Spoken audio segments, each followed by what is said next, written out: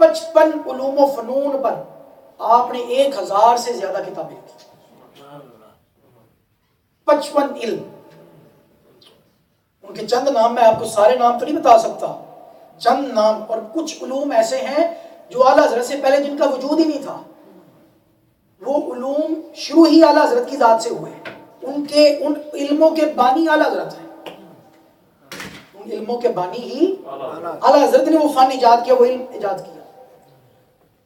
اور ان علوم میں علم فقہ میں آپ کو کامل دسترس تھی، اصول فقہ میں، عقائد میں، کلام میں، علم تفسیر میں، علم حدیث میں، علم اصول حدیث میں، علم الفرائض میں، علم التجوید میں، علم رسم خط قرآن میں، علم تاریخ میں، علم لغت میں، علم مناظرہ میں. یہ جو علموں کے نام لے رہا ہوں، ان سب علوم میں آپ نے کافی ساری کتابیں لکھی ہیں. کافی ساری کتابیں ہر علم میں، علم لغت میں، علم مناظرہ، علم التوقیت، علم حیات، علم حساب ریاضی، علم النجوم، ادب عربی، علم سیر، علم تصوف، علم اخلاق، اور اسی طرح علم صرف، علم نحو، علم رسم المفتی، علم عروض، علم منطق، علم فلسفہ، اسی طرح اسماء الرجال کا علم، جرح و تعدیل کا علم، علم تعبیر. اتنے سارے علوم پر آپ کو کامل دسترس تھی. یہ نہیں کہ فقط ایک ہوتا ہے کسی علم کے بارے میں تھوڑا بہت جاننا، نہیں، آپ ہر علم میں مہارت تامہ رکھتے تھے اور پوری دسترس رکھتے تھے. دسترس رکھتے تھے تو ہر فن میں، ہر علم میں کتابیں لکھی، ہر فن میں کتابیں لکھی. 55 سے زائد علوم میں 1000 سے زیادہ کتابیں آپ نے لکھی. اور پھر آپ صرف صوفی ہی نہیں تھے، آپ صرف عالم ہی نہیں تھے، آپ صرف فقیہ ہی نہیں تھے، آپ عالم بھی تھے، فقیہ بھی تھے، محدث بھی تھے، مفسر بھی تھے، مترجم بھی تھے، اور اس کے ساتھ ساتھ ایک مسلم سائنسدان بھی تھے. ایک مسلم سائنسدان بھی تھے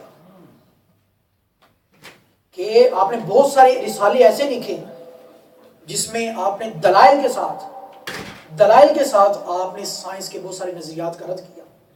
مثلا آپ نے یہ زمین کے سکون کے حوالے سے، سائنسدانوں کا نظریہ آیا کہ زمین حرکت کرتی ہے، تو آپ نے سکون زمین، سکوت زمین، زمین کے سکون کے حوالے سے دلائل کے انبار لگا دیے قرآن و حدیث کی روشنی میں، لگا کے عقلی اور نقلی، یعنی یہ نہیں کہ صرف قرآن اور حدیث کے دلائل، لوجیکلی بھی عقلی دلائل پیش کر کے آپ نے رسالے لکھے اور ثابت کیا.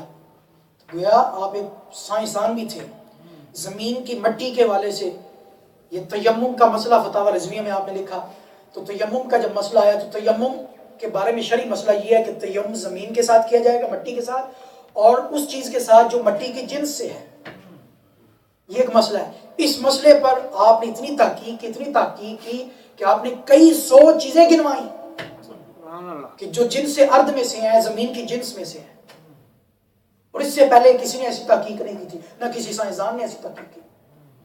جس کسی نے بھی کی اس نے چند درجنے چیزیں گنوائیں، آپ نے 100 سے زائد چیزیں گنوائیں اپنی طرف. حتیٰ کہ جو زمین کے کھیتی باڑی کا زراعت کا کام کرنے والے ہیں، ان کو ان چیزوں کا نہیں پتا جتنا اعلیٰ حضرت نے جتنی تفصیل کے ساتھ ان چیزوں کے بارے میں لکھ دیا، ان کی خاصیات کو لکھ دیا. علم زراعت میں بھی آپ ماہر تھے، علم نجوم میں آپ ماہر تھے، علم حیات میں، علم فلسفہ میں، منطق میں. اتنے علوم کے 55 علوم منہ سے کہنا آسان ہے. اتنے علوم و فنون میں آپ ماہر تھے اور مہارت تھے اور ید طولہ رکھتے تھے. تو یہ آپ کی ہستی علم کے لحاظ سے، اسی لیے قرآن نے کہا یرفع اللہ الذین آمنوا منکم والذین اوتوا العلم درجات. فرمایا تم میں سے جن کو رب نے ایمان عطا کیا ہے، جن کو تم میں سے ایمان کی دولت عطا کی ہے اور جن کے سینوں میں ایمان کی شمع فروزاں کی ہے، فرمایا والذین اوتوا العلم درجات، اور وہ لوگ جنہیں نور علم سے نوازا گیا، جنہیں نور علم سے نوازا گیا اور علم کا زیور عطا کیا گیا، فرمایا ان کو عام نہ سمجھو. اللہ تعالیٰ فرماتا ہے یرفع اللہ، ان کے درجوں کو تو میں خود بلند کرتا ہوں.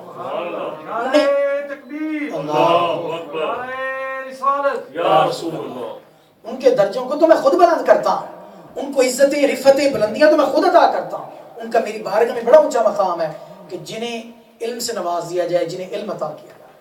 تو اعلیٰ حضرت کے علم کی شان دیکھیں. اور اعلیٰ حضرت کی اتنی کتابیں ہیں، اور کچھ کتابیں جو ہیں وہ ابھی تک طبع ہی نہیں ہو سکی. یعنی اعلیٰ حضرت کا اتنا کام ہے تو اس پہ ابھی کام جاری ہے. اور طلباء اب پی ایچ ڈی کر رہے ہیں اعلیٰ حضرت کے کام پر.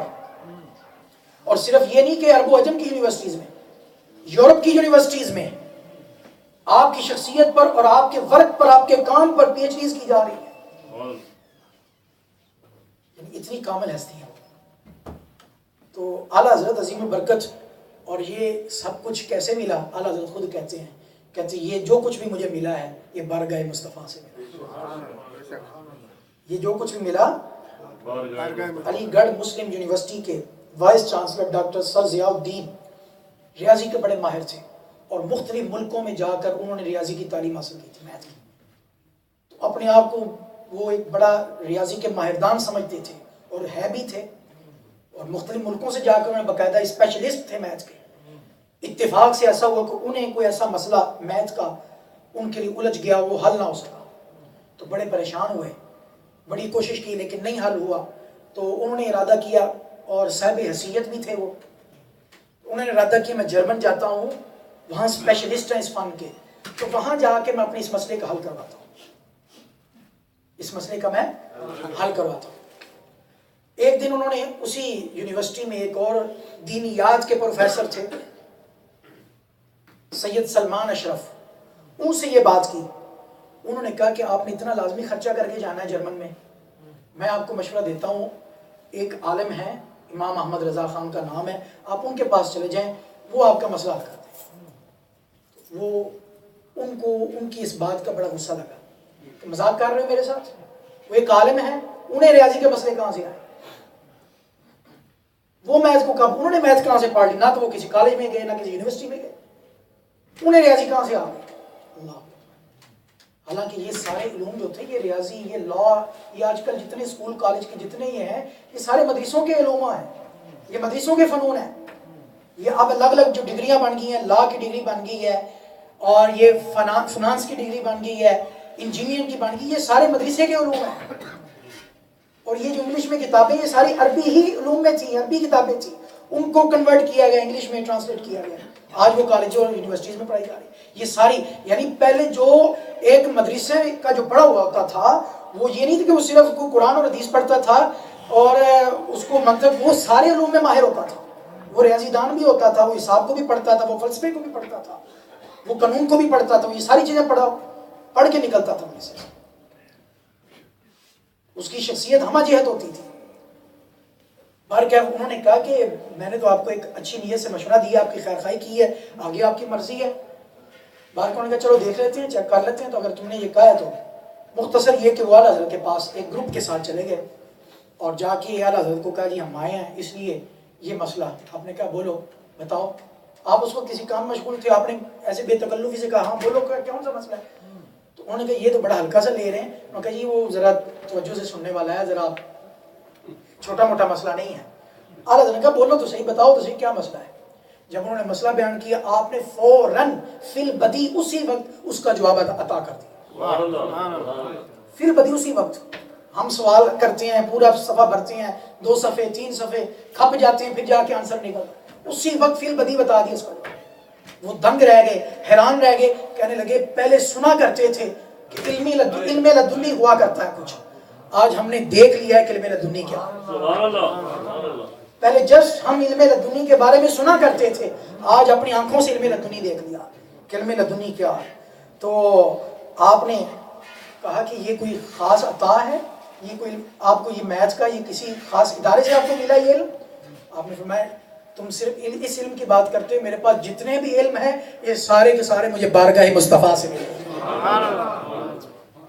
تو وہ وائس چانسلر علی گڑھ مسلم یونیورسٹی کا جب اعلیٰ حضرت کی شخصیت سے اتنا متاثر ہو، اسی وقت اس نے، داڑھی نہیں تھی اس کے چہرے پہ، بے نمازی شخص تھا، اسی وقت اس نے حضور کی سنت کو چہرے پہ سجا لیا اور پھر ساری زندگی نمازی بن کر گزاری. تو یہ اعلیٰ حضرت کی عظیم ہستی. اور پھر آپ کی شخصیت کا ایک پہلو یہ بھی کہ آپ کے انگ انگ میں عشق مصطفیٰ رچا بسا ہوا تھا اور ادب مصطفیٰ رچا بسا ہوا تھا. آپ سخت ناراض ہوتے جب کبھی کسی سے حضور کے بارے میں کوئی بات سننے کو ملتی کہ اس نے حضور کے خلاف ایسے بات کی یا حضور کی ذات کے والے سے، پھر آپ سے نہ رہا جاتا. اور آپ نے ایسا کلمی جہاد کیا کہ جس کی مثال اب تک نہیں ملتی. ایسا کلمی جہاد کیا اپنی نعت گوئی کے ذریعے، کتابوں کے لکھنے کے ذریعے، اور امت کو بیدار کیا، اس فتنے سے کے بارے میں خبردار کیا، آگاہ کیا کہ لوگوں جاگو جاگو، حضور کی ذات پر حملے ہو رہے ہیں، حضور کی شخصیت پہ حملے ہو رہے ہیں. یہی کفر نے سازش کی، یہی باطل نے سازش کی کہ اگر امت مسلمہ کو کمزور کرنا ہے، اس کو مات دینی ہے، اس کو شکست دینی ہے، تو اس کا ایک ہی طریقہ ہے، واحد طریقہ ہے، وہ یہ ہے کہ ان کے درمیان اختلاف پیدا کر دو. اور اختلاف پیدا کرنا چاہتے ہو تو صرف ایک ہی طریقہ ہے کہ حضور کی ذات کو ان کے درمیان متنازع بنا دو، کہ کوئی حضور کے علم کی بات کرے، کوئی انکار کی بات کرے، کوئی اختیارات کو مانے، کوئی اختیارات کو نہ مانے، کوئی حضور کو حاضر ناظر مانے، کوئی حاضر ناظر نہ مانے، کوئی یا رسول اللہ کو اپنے لیے ایمان سمجھے اور کچھ یا رسول اللہ کو شرک سمجھے.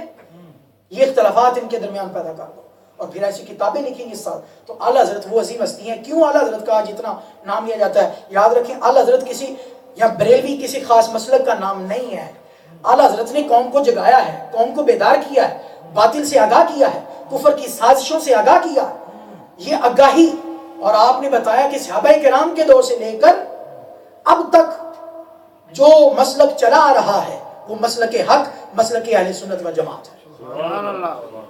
حضور کی ذات سے جس کی نشاندہی خود آقا علیہ السلام نے فرمائی تھی کہ وہ گروہ جو ناجیہ، نجات پانے والا گروہ ہوگا اور جنت میں جانے والا ہوگا، وہ ہے جس پر ما انا علیہ و اصحابی، جس پر میں، وہ اس طریقے پر ہوگا جس طریقے پر میں اور میرے صحابہ، جس طریقے پر میں اور میرے صحابہ.